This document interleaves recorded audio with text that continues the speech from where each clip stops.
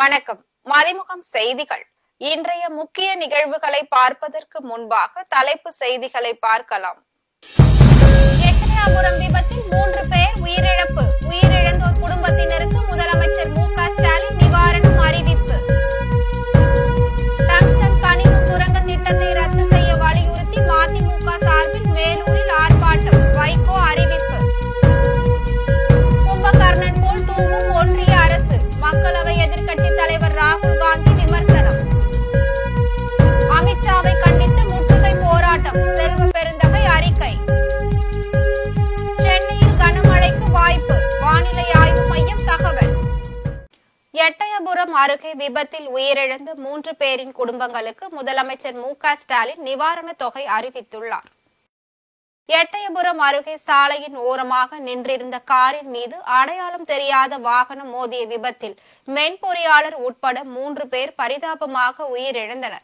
இந்நிலையில் எட்டயபுரம் அருகே நடந்த விபத்தில் உயிரிழந்த 3 பேரின் குடும்பங்களுக்கு தலா 2 லட்சம் ரூபாய் நிவாரணத் தொகை வழங்கப்படும் என முதலமைச்சர் மு.க. ஸ்டாலின் அறிவிப்பு வெளியிட்டுள்ளார். மேலும் விபத்தில் காயமடைந்த ராஜ்குமார், மகேஷ்குமாருக்கு தலா 50,000 ரூபாய் வழங்கவும் அவர் உத்தரவு பிறப்பித்துள்ளார். டங்ஸ்டன் கனிமவள சுரங்கம் அமைப்பதற்கான உரிமத்தை ரத்து செய்து இத்திட்டத்தை கைவிட வலியுறுத்தி மதிமுக சார்பில் வேலூரில் ஆர்ப்பாட்டம் நடைபெறும் என அக்கட்சியின் பொதுச் செயலாளரும் மாநிலங்களவை உறுப்பினருமான வைகோ தெரிவித்துள்ளார். இது தொடர்பாக அவர் விடுத்துள்ள அறிக்கையில், மதுரை மாவட்டம் மேலூர் வட்டத்தில் அரிட்டாப்பட்டி, வல்லாளப்பட்டி, நாய்க்கர்பட்டி உள்ளிட்ட சுற்று வட்டார பகுதிகளில் டங்ஸ்டன் என்னும் கனிம வளங்கள் வெட்டி எடுப்பதற்கு வேதாந்தா குழுமத்தின் கிளை நிறுவனமான இந்துஸ்தான் நிறுவனத்திற்கு ஒன்றிய அரசு ஒப்புதல் வழங்கியுள்ளது. கனிம சுரங்கம் அமைக்கப்பட உள்ள அரிட்டாப்பட்டி கிராமத்தில் சுரங்கம் அமைக்கப்பட்டால் நீர் ஆதாரமான 7 மலைக்குன்றுகள், 200 இயற்கை நீர் சுனைகள் அழிந்து போகும் எனவும் வைகோ தெரிவித்துள்ளார். மேலும் 2022ஆம் ஆண்டு தமிழ்நாடு அரசால் பாதுகாக்கப்பட்ட பல்லுயிர் சுற்றுச்சூழல் தலமாக அறிவிக்கப்பட்ட இப்பகுதியில் உள்ள மலைகளில் வெள்ளை வல்லூறு, செம்மார்பு, வல்லூறு, ராஜாளி கழுகு போன்ற 250க்கும் மேற்பட்ட உயிரினங்களும், அழுங்கு, மலைப்பாம்பு, தேவாங்கு போன்ற அரிய வகை உயிரினங்களும் அழிந்து போகும் எனவும் வைகோ தெரிவித்துள்ளார். இப்பகுதியில் 2200 ஆண்டுகள் பழமையான தமிழ், பிராமி கல்வெட்டுகள், குடைவரை கோவில்கள், சமணர் படுக்கைகள் போன்ற வரலாற்று சிறப்புமிக்க தொல்லியல் சான்றுகள் இத்திட்டத்தால் அழிக்கப்படுவதோடு அருகில் உள்ள பெருமாள் மலையில் இருக்கும் உயிரினங்களும் அழிக்கப்படும் என்பதால் சுற்றி உள்ள கிராம மக்கள் அனைவரும் சுரங்கம் அமைப்பதற்கு எதிர்ப்பு தெரிவித்து வருவதையும் வைகோ சுட்டிக்காட்டியுள்ளார். இந்நிலையில் டங்ஸ்டன் சுரங்க உரிமத்தை உடனடியாக ரத்து செய்திடவும், மாநில அரசின் அனுமதியின்றி எந்த சுரங்க உரிமத்தையும் வழங்கக்கூடாது என்று ஒன்றிய அரசை வலியுறுத்தியும் டிசம்பர் 9ஆம் தேதி தமிழக சட்டப்பேரவையில் கொண்டு வரப்பட்ட தனி தீர்மானம் ஒருமனதாக நிறைவேற்றப்பட்டதையும் வைகோ சுட்டிக்காட்டியுள்ளார். தமிழ்நாடு சட்டமன்றத்தில் நிறைவேற்றி அனுப்பப்பட்டுள்ள தீர்மானத்தை ஒன்றிய பாஜக அரசு ஏற்றுக்கொண்டு உடனடியாக வேதாந்தா குழுமத்திற்கு வழங்கியுள்ள டங்ஸ்டன் கனிம வள சுரங்கம் அமைப்பதற்கான உரிமத்தை ரத்து செய்ததையும் வைகோ சுட்டிக்காட்டியுள்ளார். இந்த திட்டத்தை கைவிட வலியுறுத்தி 2025 ஜனவரி 3ஆம் தேதி காலை 10 மணிக்கு மதுரை மாவட்டம் மேலூர் பேருந்து நிலையம் அருகில் மறுமலர்ச்சி திராவிட முன்னேற்ற கழகத்தின் சார்பில் தனது தலைமையில் அறப்போர் ஆர்ப்பாட்டம் நடைபெறும் எனவும் வைகோ தெரிவித்துள்ளார். மதுரை மாவட்ட மக்களின் வாழ்வாதாரத்தை பாதுகாக்க நடைபெறும் இந்த ஆர்ப்பாட்டத்தில் பொதுமக்கள், விவசாயிகள், மாணவர்கள், சுற்றுச்சூழல் ஆர்வலர்கள், வர்த்தகர்கள், அரசியல் கட்சியினர் உள்ளிட்ட சமூகத்தின் அனைத்து பிரிவினரும் கலந்து கொண்டு உரிமை குரல் எழுப்ப வாரீர் என்று தமிழ்நாட்டிற்கு ஊழியம் செய்பவன் என்ற முறையில் அழைப்பு விடுப்பதாகவும் வைகோ தமது அறிக்கையில் குறிப்பிட்டுள்ளார். மக்கள் விலைவாசி உயர்வால் அவதிப்பட்டு வரும் நிலையில் ஒன்றிய அரசு கும்பகர்ணனை போல் தூங்கிக் கொண்டு இருக்கிறது என்று ராகுல் காந்தி விமர்சித்துள்ளார். மக்களவை எதிர்க்கட்சி தலைவரான ராகுல் காந்தி சமீபத்தில் கிரிநகரில் உள்ள காய்கறி மார்க்கெட்டில் இல்லத்தரசிகளுடன் கலந்துரையாடினார். அதன் பின்னர் மக்களின் நிலை குறித்து தனது எக்ஸ் வலைதள பக்கத்தில் ஒன்றிய அரசை விமர்சித்து பதிவு ஒன்றை வெளியிட்டுள்ளார். அதில் பொதுமக்கள் விலைவாசி உயர்வால் போராடி வருவதாகவும், அன்றாட தேவைகளின் சிறிய விஷயங்களில் கூட அவர்கள் சமரசம் செய்ய வேண்டிய கட்டாயத்தில் இருப்பதாகவும், பணவீக்கம் சாமானியரின் சமையல் அறையின் பட்ஜெட்டை கெடுத்து விட்டது, ஆனால் ஒன்றிய அரசோ கும்பகர்ணனை போல் தூங்கிக் கொண்டு இருக்கிறது என்று பதிவிட்டுள்ளார். அமித்ஷாவை கண்டித்து கருப்பு கொடி ஏந்தி முற்றுகை போராட்டம் நடைபெறும் என செல்வ பெருந்தகை அறிக்கை விடுத்துள்ளார். ஒன்றிய உள்துறை அமைச்சர் அமித்ஷா வருகின்ற டிசம்பர் 27ஆம் தேதி தமிழ்நாட்டிற்கு வருகை தர உள்ளார். இந்நிலையில் அவரது வருகையை கண்டித்து கருப்பு கொடி ஆர்ப்பாட்டமும் முற்றுகை போராட்டமும் நடைபெறும் என தமிழக காங்கிரஸ் கமிட்டி தலைவர் செல்வ பெருந்தகை தெரிவித்துள்ளார். இதுகுறித்து அவர் வெளியிட்டுள்ள எக்ஸ் தள பதிவில், சட்டமேதை அண்ணல் அம்பேத்கரை அவதூறாக பேசியதற்கு மன்னிப்பு கேட்க வேண்டும் என வலியுறுத்தியும், மன்னிப்பு கேட்காத காரணத்தினால் கண்டனம் தெரிவிக்கும் விதமாக கருப்பு கொடி ஆர்ப்பாட்டமும் முற்றுகை போராட்டமும் நடைபெறும் என்றும், ஜனநாயகத்தின் மீதும் இந்திய அரசியல் அமைப்பின் மீதும் நம்பிக்கை வைத்துள்ள அனைவரும் ஒன்று கூடுவோம் என்று பதிவிட்டுள்ளார்.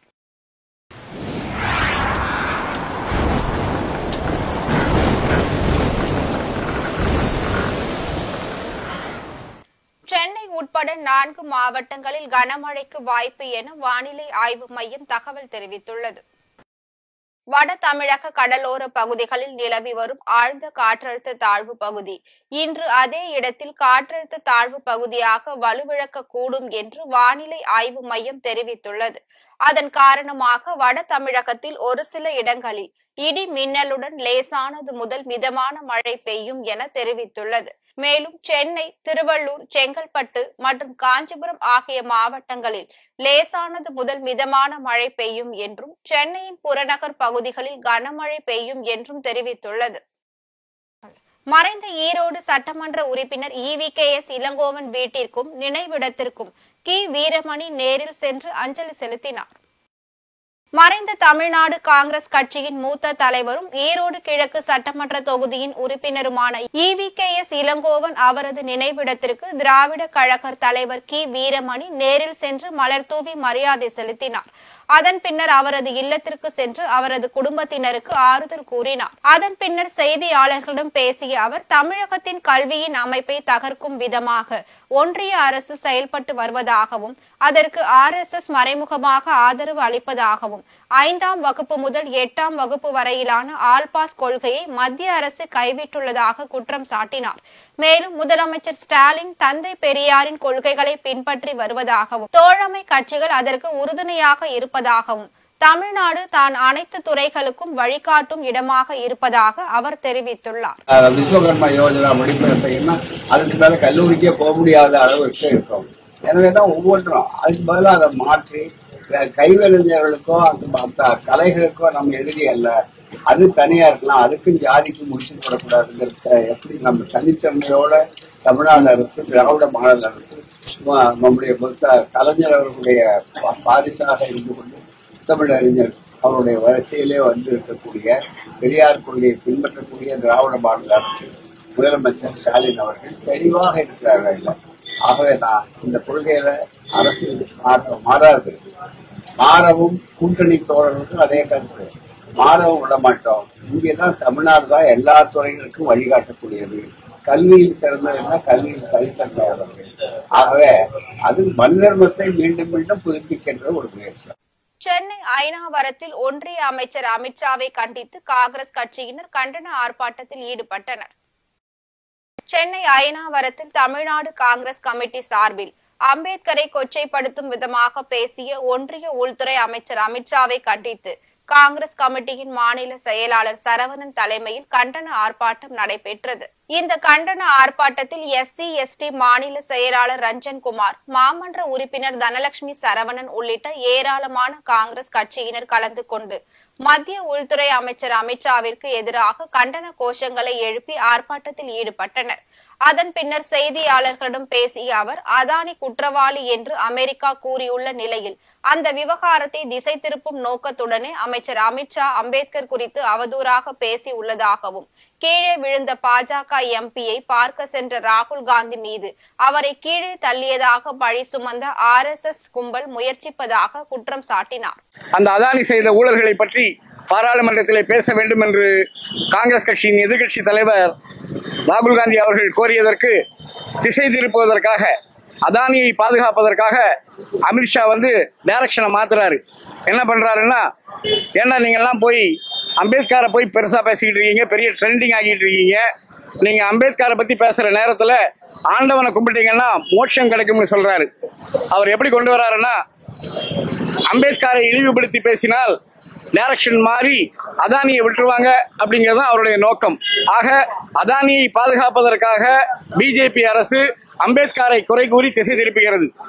ஈஃபில் கோபுரத்தில் ஏற்பட்ட தீ விபத்தால் சுற்றுலா பயணிகள் வெளியேற்றப்பட்டுள்ளனர். பிரான்ஸ் தலைநகர் பாரிஸில் உள்ள ஈஃபில் கோபுரத்தில் தீப்பற்றி எரிந்துள்ளது.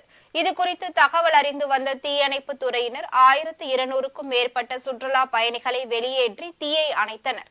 ஈஃபில் கோபுரத்தின் மின் தூக்கியின் மின்கசிவு காரணமாக தீ விபத்து ஏற்பட்டுள்ளதாக தகவல்கள் வெளியாகியுள்ளது. மேலும் சுற்றுலா பயணிகள் அங்கு செல்வதற்கு இடைக்கால தடை விதிக்கப்பட்டுள்ளது. சிறுபான்மை சமுதாயத்தினருக்கு காப்பாளராக இருப்பது திராவிட முன்னேற்ற கழகம் என அமைச்சர் KKSSR ராமச்சந்திரன் தெரிவித்துள்ளார். நெல்லை மாவட்டம் அருப்புக்கோட்டை பெனியல் திருச்சபையில் கிறிஸ்துமஸ் தினவிழா கொண்டாட்டம் மாவட்ட செயலாளர் பாஸ்டர் ஜோஷ்வா கண்ணன் தலைமையில் நடைபெற்றது. இதில் வருவாய் மற்றும் பேரிடர் மேலாண்மை துறை அமைச்சர் KKSSR ராமச்சந்திரன் கலந்து கொண்டு வாழ்த்துக்களை தெரிவித்தார். அதன் பின்னர் விழா நிகழ்ச்சியில் பேசிய அவர், சிறுபான்மை சமுதாயத்தினருக்கு காப்பாளராக இருப்பது திராவிட முன்னேற்ற கழகம்தான் என்றும், சிறுபான்மை மக்களுக்கு ஏதேனும் இடர்பாடு ஏற்பட்டால் உங்களுக்கு முன்னால் நின்று போராடக்கூடியவர்களாக நாங்கள் இருப்போம் என்றும் தெரிவித்துள்ளார். எந்த சூழ்நிலையும் எந்த விதமான இடர்பாடு வராத சூழ்நிலையை நாங்கள் உண்டாக்கி கொடுப்போம். இடர்பாடு வந்தால் உங்களுக்கு முன்னாலே நாங்கள் நின்று உங்களுக்காக போராடக்கூடியவர்களாக நாங்கள் இருப்போம். கரூரில் கெட்டுப்போன தின்பண்டங்கள் விற்பனை செய்தவர் மீது வாடிக்கையாளர் புகார் அளித்த போது உணவு பாதுகாப்புத்துறை அதிகாரி அலட்சியமாக பதில் அளித்ததாக குற்றச்சாட்டு எழுந்துள்ளது. கரூர் பேருந்து நிலையம் முன்பு செயல்பட்டு வரும் அஸ்வின் ஸ்வீட் பேக்கரி கடையில் பிரபாகரன் என்பவர் வாங்கிய தின்பண்டங்கள் முழுவதுமாக பூசணம் பிடித்துள்ளது. இதுகுறித்து கடை உரிமையாளரிடம் கேட்டபோது அலட்சியமாக பதில் அளித்துள்ளார். இதனால் வேதனை அடைந்த வாடிக்கையாளர் உணவு பாதுகாப்புத்துறை அதிகாரி மதுரை வீரனிடம் புகார் அளித்துள்ளார். அதற்கு உணவு பாதுகாப்புத்துறை அதிகாரி சென்னைக்கு புகார் அளித்த பிறகு எங்களுக்கு ஆய்வு செய்ய சொல்லி உத்தரவு வந்தால் ஆய்வு செய்வோம் என அலட்சியத்துடன் பதில் அளித்துள்ளதாக பிரபாகரன் தெரிவித்துள்ளார். உலக புகழ்பெற்ற அவனியாபுரம் ஜல்லிக்கட்டு போட்டி நடைபெற உள்ள இடத்தை மாநகர காவல் ஆணையர் லோகநாதன் நேரில் ஆய்வு மேற்கொண்டார். உலக பிரசித்தி பெற்ற மதுரை அவனியாபுரம் ஜல்லிக்கட்டு போட்டி வரும் தைத்திங்கள் முதல் நாள் மதுரை அவனியாபுரத்தில் ஜல்லிக்கட்டு நடத்தப்பட உள்ளது. இந்நிலையில் மதுரை மாநகர காவல் ஆணையர் லோகநாதன் நேரில் சென்று ஆய்வு மேற்கொண்டார். ஜல்லிக்கட்டு போட்டி நடைபெறும் வாடிவாசல் காளைகள் பரிசோதனை மையம், மாடுபிடி வீரர்கள் பரிசோதனை மையம், மாடுகள் சேகரிக்கும் மையம், மாடுபிடி வீரர்களுக்கு காயம் ஏற்பட்டால் மருத்துவ சிகிச்சை அளிக்கும் அவசர சிகிச்சை மையம் ஆகியவற்றையும் ஆய்வு செய்தார். கோவையில் சிறந்த பெண் தொழில் முனைவோருக்கு ஃபேஷன் ஆர்ட் நிறுவனம் மாநில அளவிலான விருதுகள் வழங்கி பெருமைப்படுத்தியுள்ளது. கோவை காந்திபுரம் பகுதியில் ஃபேஷன் ஆர்ட் என்ற நிறுவனம் கடந்த 7 ஆண்டுகளாக செயல்பட்டு வருகிறது. இதில் 2000க்கும் மேற்பட்ட பெண்கள் தொழில் முனைவோர்களாக உள்ளனர். இந்நிறுவனத்தின் உரிமையாளர் சுகுணா சண்முகம் அவர்களுக்கு ரேடியோ சிட்டி சார்பாக கோவை ஐகான் என்னும் விருதும், பெங்களூரில் மாநில அளவில் 12 மீடியா சார்பில் தென்னிந்திய பெண் சாதனையாளர்கள் விருதும் மற்றும் சிறந்த தொழில் முனைவோருக்கான விருதும் பெற்றுள்ளார். இதுகுறித்து இன்று செய்தியாளர்களிடம் பேசிய அவர், சாதனை படைக்க துடிக்கும் பெண்களுக்கான ஒரு வழிகாட்டியாக இந்த நிறுவனம் செயல்பட வேண்டும் என்று கடந்த 7 ஆண்டுகளாக போராடி வருவதாகவும், தாய் தந்தையர் இல்லாத பெண்கள், கணவனால் கைவிடப்பட்ட பெண்கள், வாழ்க்கையில் மிகுந்த இன்னல்களை எதிர்நோக்கி வாழும் பெண்கள் அனைவரும் தொழில் முனைவோர்களாக இலவச பயிற்சிகள் அளிக்கப்படுவதாக தெரிவித்துள்ளார். என்னோட எதிர்கால லட்சியம் அப்படின்னா, இன்னும் அடுத்து வர இயர்ஸ்ல இப்பவே பாத்தீங்கன்னா கோயம்புத்தூர்ல எல்லா ஏரியாலையுமே நம்மளோட ஸ்டூடெண்ட்ஸ் தொழில் முனைவோரா இருக்காங்க. இன்னும் எதிர்வர காலத்துல கோயம்புத்தூர்ல ஃபேஷன் சம்பந்தமான எந்த பிசினஸ் பண்றவங்களா இருந்தாலும் அவங்க ஃபேஷன் ஆர்ட்ல இருந்து வெளியே போனவங்களா இருக்கணும் அப்படிங்கறத ஒண்ணு மட்டுமே லட்சியமா வச்சுட்டு இப்ப நம்ம செயல்பட்டு இருக்கோம். அவரை தொடர்ந்து பேசிய அவரது மாணவி அபர்ணா, தையல் குறித்து புது புது நுணுக்கங்களை கற்றுக்கொள்ளும் ஆர்வத்தில் இங்கு பயிற்சி மேற்கொண்டு வருவதாகவும், அங்கு பயில்வோருக்கு வேலை வாய்ப்பை அவர்களை ஏற்படுத்தி தருவதாகவும் தெரிவித்துள்ளார். திருப்பத்தூரில் போலி மருத்துவரை காவல்துறையினர் கைது செய்து விசாரணை மேற்கொண்டு வருகின்றனர்.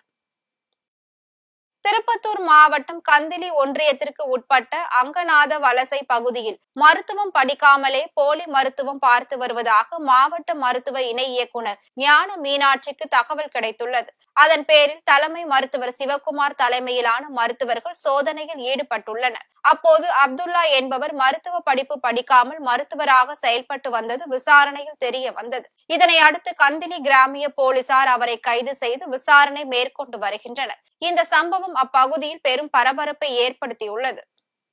அம்பேத்கரை இழிவாக பேசிய ஒன்றிய அமைச்சர் அமித்ஷா பதவி விலக வேண்டும் என நாடாளுமன்ற MP ஜோதிமணி தெரிவித்துள்ளார்.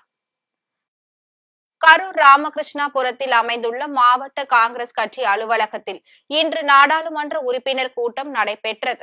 அப்போது செய்தியாளர்களிடம் பேசிய கரூர் நாடாளுமன்ற MP ஜோதிமணி, ஒன்றிய உள்துறை அமைச்சர் அமித்ஷா நாடாளுமன்றத்தில் அம்பேத்கர் பற்றி இழிவாக பேசியது நாடெங்கும் பெரும் கொந்தளிப்பை ஏற்படுத்தியுள்ளது. நேருவை நேரடியாகவும் அம்பேத்கரை மறைமுகமாகவும் விமர்சனம் செய்கின்றனர். நேரடியாக நாடாளுமன்றத்தில் அம்பேத்கரை இழிவுபடுத்தி அமித்ஷா பேசியுள்ளார். அம்பேத்கர் வகுத்த அரசியல் சாசனத்திற்கு எதிராக ஒன்றிய அரசு ஆட்சி நடத்தி வருவதாகவும் மனு நீதிக்கு ஆதரவான RSS மனப்பான்மையை ஒன்றிய அரசு ஆதரித்து வருவதாகவும் நாடாளுமன்றத்தில் அம்பேத்கரை மட்டும் அமித்ஷா இழிவுபடுத்தவில்லை என்றும் ஒடுக்கப்பட்ட சமூக மற்றும் பெண்களை இழிவுபடுத்தி உள்ளதாக தெரிவித்துள்ளார். மேலும் அம்பேத்கரை அவமரியாதையாக பேசிய அமித்ஷா மன்னிப்பு கேட்டு பதவி விலக வேண்டும் என குடியரசுத் தலைவருக்கு காங்கிரஸ் கட்சி சார்பில் கோரிக்கை கடிதத்தை மாவட்ட ஆட்சியர்கள் மூலம் அனுப்பப்பட்டுள்ளதாகவும் தெரிவித்துள்ளார்.